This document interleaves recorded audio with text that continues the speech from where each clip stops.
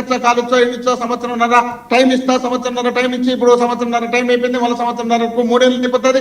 ఆ 3 ఏళ్ళు అయిపోయి నాకు 5 ఏళ్ళ ఎలక్షన్ వచ్చాయి. ఎలక్షన్లు ఇప్పుడు ఇంట్లో మర్చిపోతే మళ్ళీ నేను రెడ్ స్టాండ్లను పట్టుకుంటా ఇంకోటి పట్టుకుంటా అని చెప్పి ముందుకు వచ్చాడు. ఆ విధమైనటువంటి అభిప్రాయంతో ఈయన పోతున్నాడనే ఉద్దేశంలో భాగమే కదా ఇదంతా. కాకపోతే ఆయన నిజంగా చేసేవాడైతే ఏ ఒక్క తప్పున్నా కూడా ఆ తప్పుని ఇప్పటికే నిరూపించగలిగి ఉంటే శభాష్ పవన్ కళ్యాణ్ గారు అనొచ్చు. ఒక్కటి కూడా నిరూపించలేకున్నారు కదా.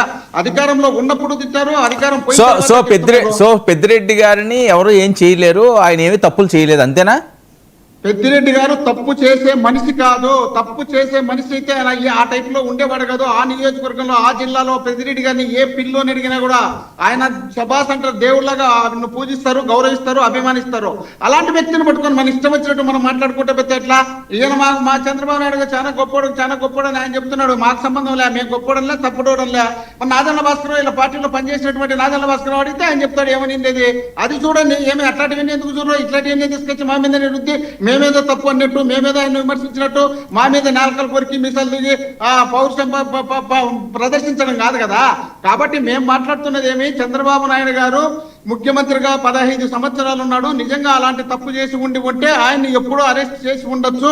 మా జగన్మోహన్ రెడ్డి గారు చెప్పినట్టు గతంలో ఆయనకి ఈయనకు వైరం ఉండేది, వైరం ఉన్నప్పుడు కాలేజీలో కొట్టిండేది, అవన్నీ ఉంటే ఇలాంటి తప్పులు ఉంటే ఈ తప్పులు చేసినటువంటి వ్యక్తిని 15 సంవత్సరాలు ముఖ్యమంత్రిగా ఉన్నటువంటి వ్యక్తి కాదండి. ఇప్పుడు మీరు అన్నదో లేకపోతే కాదండి, మీరన్నదో కాదండి మోహన్ రెడ్డి గారు, మీరన్నదో జగన్మోహన్ రెడ్డి గారిదో అన్నది నిజంగా చంద్రబాబు నాయుడు గారిని ఆయన అలా చేస్తే ఈయన ఊరుకుంటాడా? అయ్యా సింపుల్ లాజిక్ కదండి. పెద్దిరెడ్డి రామచంద్రారెడ్డి గారి కాలేజీలో డామినేషన్ జరుగుతుంది. సరే అప్పుడు కాదు, తర్వాత ఈయన వెళ్ళి సింహాసనం కూర్చున్నాడు కదా, ఆయన కూర్చోలేదు కదా ఆ స్థానంలో. అదే చెప్తున్నాను, అది జరిగితే అలాంటి తప్పులు దొరికితే కదా, అలాంటి తప్పులు దొరికితే పెద్దిరెడ్డి రామచంద్రారెడ్డి గారిని ఎప్పుడో తొక్కి ఉండేవాడు చంద్రబాబు నాయుడు గారు. అలాంటి తప్పులు చేయడు కాబట్టే చంద్రబాబు నాయుడు గారు పెద్దిరెడ్డి రామచంద్రారెడ్డి గారి జోలికి పోవడానికి ధైర్యం చేయలేడు. ఎందుకంటే అలాంటి వ్యక్తిత్వం ఉన్నటువంటి వ్యక్తి కాదు కాబట్టి ఆయన కొన్ని వందల మందిని లీడర్లను తయారు చేసినాడు, 10 సంఖ్యలో ఎమ్మెల్యేలు చేసినాడు, ఎంపీలు చేసినాడు, మినిస్టర్లు చేసినాడు, ఎంతో మందిని ఆయన రాష్ట్రమే పెద్ద చిత్తూరు జిల్లా కాదు, ఇప్పుడు రాష్ట్రంలో ఏ నియోజకవర్గం పోయినా ఆయన పోతే బ్రహ్మాండమైనటువంటి ఆరతులు పడతారు. అలాంటి సరే ఇంకో 15 కాదండి, పార్టీ పెట్టుకున్నారు కాబట్టి వినండి ఇప్పుడు కాదు మీరు సరే ఇప్పుడు ఆయన పార్టీ పెట్టుకోలేదు కాబట్టి ఆయన సరే ఇప్పుడు వరకు కాదండి మోహన్ రెడ్డి గారు ఇప్పుడు వరకు అయింది 15 సంవత్సరాలు, ఇంకో 15 సంవత్సరాలు ఆయనే సీఎం అట, చూసుకోండి మరి ఇంకేం దొరకకుండా.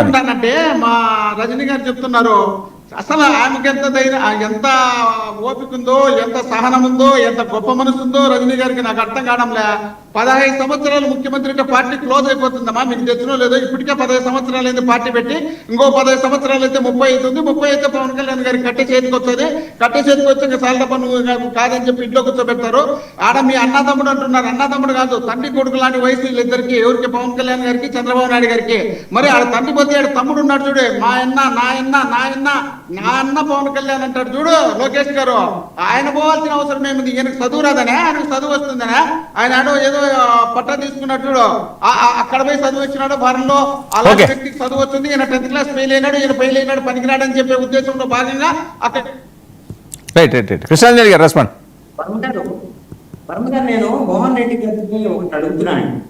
నిజంగా వీళ్ళు వైఎస్ఆర్ కాంగ్రెస్ పార్టీ వాళ్ళు మాట్లాడి చంద్రబాబు నాయుడుకి 100 ఎకరాల భూములు కదా, అక్కడ అటవీ భూములు కదా, మీరు ఆధారాలు చూపించవచ్చు. కనీసము ఇప్పుడు పవన్ కళ్యాణ్ తీసినట్టే ఒక వీడియో, లేకపోతే ఇది ఇప్పుడు పేపర్లో వచ్చినట్టుగా కొన్ని ఫోటోలు, ఇప్పుడు పెద్దిరెడ్డికి సంబంధించినటువంటి ఆయన ఎస్టేటు, ఆయన బిల్డింగులు, ఫోటోలు ఇవన్నీ వచ్చి ఇప్పుడు పవన్ కళ్యాణ్ వీడియోలు కూడా పెట్టాడు.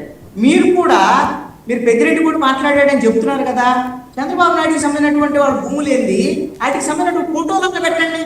మీరు సర్వే నెంబర్లు ఇవన్నీ కాదు, కేవలము ఆరోపణలు చేసి వీళ్ళు చేసినటువంటి ఒకవేళ తప్పుల్ని మా మీద ఆరోపణ చేసిన మీరు కొడతామే అనేటువంటి విధంగా మా మీద కేసులు ఉన్నాయి కాబట్టి మీ మీద కేసులు ఉన్నాయి, మేము బెయిల్ మీద ఉన్నాం కాబట్టి మీ బెయిల్ మీద ఉన్నారు, ఇలాంటి మాటలు మాట్లాడితే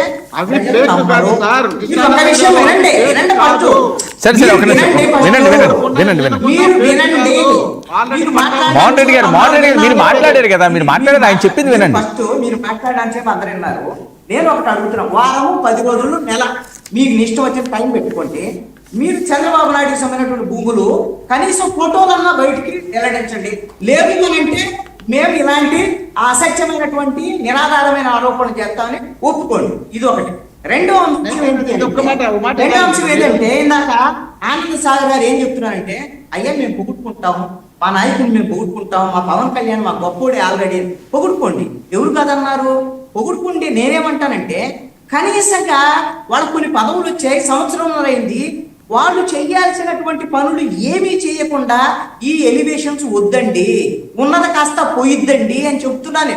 ఎందుకు ఈ మాట చెప్పా?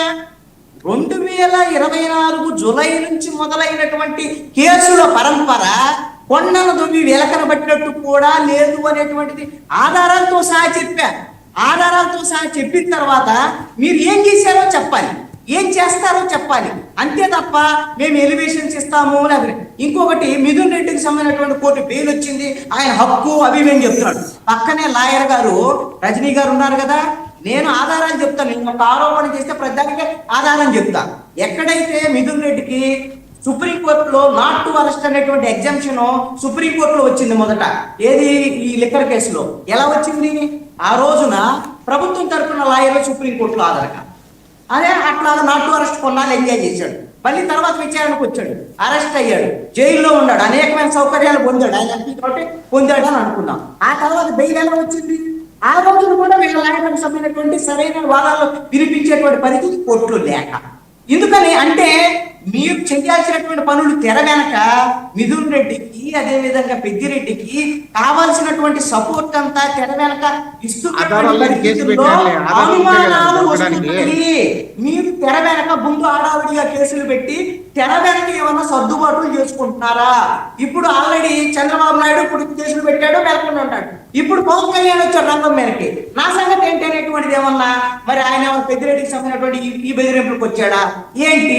మీరిద్దరు కలిసి ఏమన్నా తెలుస్తారా? నేను ఎందుకు మాట్లాడుతున్నానంటే సంవత్సరంన్నర నుంచి ప్రతి కేసుకు సంబంధించినటువంటి మీ ఎలివేషన్స్ అన్ని కూడా కొన్ని ఎలివేషన్స్ ఎక్కువైపోతే వామిటింగ్ వచ్చేసి ఆ సినిమాలు అట్టర్ ఫ్లాప్ అయింది. ఇప్పుడు మీది కూడా అలాగ అట్టర్ అయ్యే ప్రమాదం ఏదో ఉంది. పెద్దిరెడ్డి మిథున్ రెడ్డికి సంబంధించినటువంటి పెద్దిరెడ్డి రామచంద్రారెడ్డికి సంబంధించినటువంటి కేసుల విషయంలో అనేటువంటిది నేను కేసులకు సంబంధించే మాట్లాడా, మిగతా విషయాలు మాట్లాడలా. మరి ఆయన మాట్లాడుతున్నాడు ఆనంద్ సాగర్ గారు, వైసీపీ ఉన్నప్పుడు అదిగో ఆ ఎలివేషన్స్ ఇచ్చారు, ఇదిగో ఈ ఎలివేషన్స్ ఇచ్చారు, ఇదిగో ఆరోపణ చేశారు, అవన్నీ చేశారు కాబట్టి అవన్నీ తప్పులు. జగన్మోహన్ రెడ్డి ఇలా నేను అయితే చెప్పాను, అందుకనే అవన్నీ అట్టర్ ఫ్లాప్ అయిన